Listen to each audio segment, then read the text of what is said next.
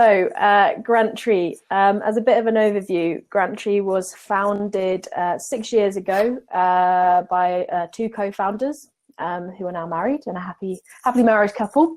And we specialize in government funding. There are two sides of the business, but probably most relevant to you today is the government funding, grant funding side, which is primarily centered on Innovate UK grants. Which you may or may not have heard of, and some also EU grants. The biggest scheme we work with is called the Horizon 2020 instrument, the SME instrument, which I'll go through in a bit more detail.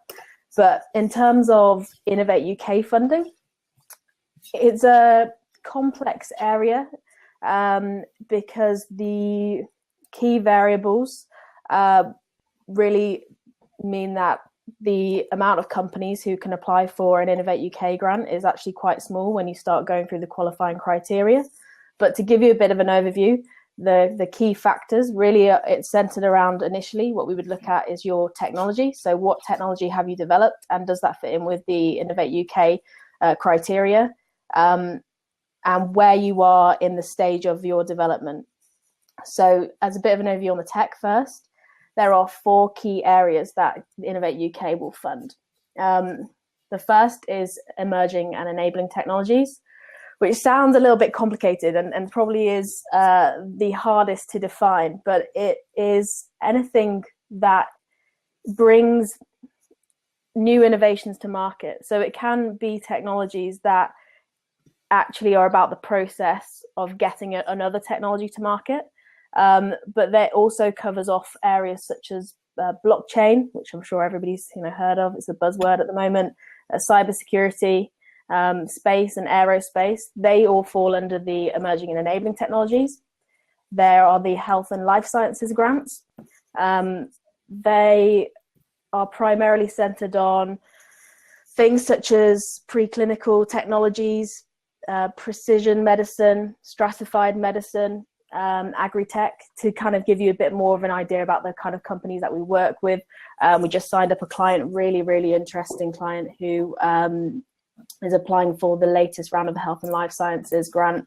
They have an algorithm that essentially you put a biopsy in a piece of hardware and will tell you if you have cancerous cells within 5 minutes. So it's those sorts of innovations that we work with, really high tech, kind of disruptive technologies. The third area is the infrastructure systems grants, which is mainly centered on things such as IoT technologies and energy technologies.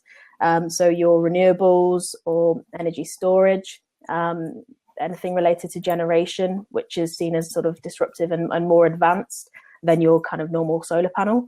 It would be something that we would take a look at in that.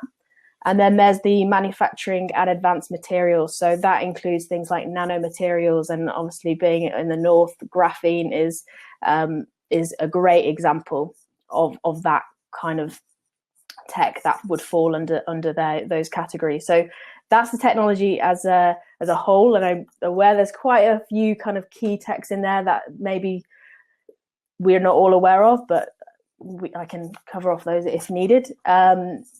And then the kind of the next part really is how much money is available in the form of Innovate UK grants and what stage your technology needs to be at.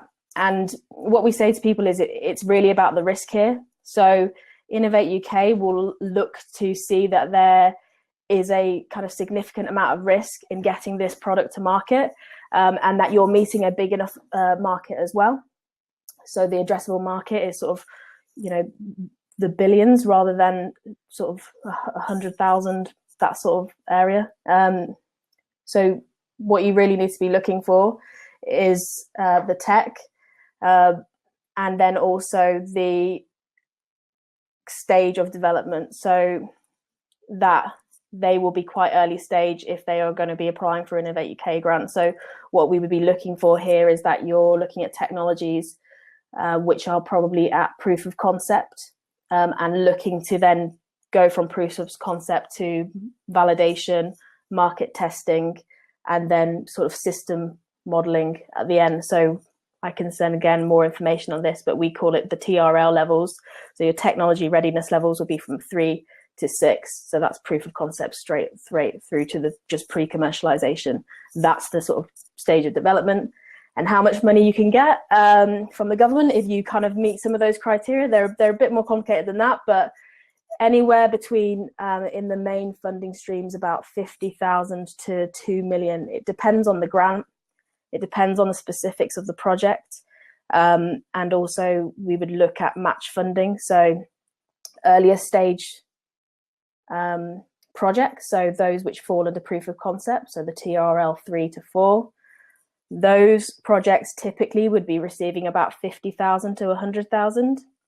And then the later stage bigger projects, which usually involves multiple partners. So you would look at kind of companies who are maybe involved with, it'd be a university spin out, for example. So it'd be an SME who are potentially working with a larger company who are also working in conjunction with a university. So there the bigger pools of funding become available to those companies and those consortiums, because grant funding is all about projects rather than funding businesses. It's about the specifics of funding a project that is all about the development of that technology rather than necessarily what is the investment in a business. It's about the investment in the project.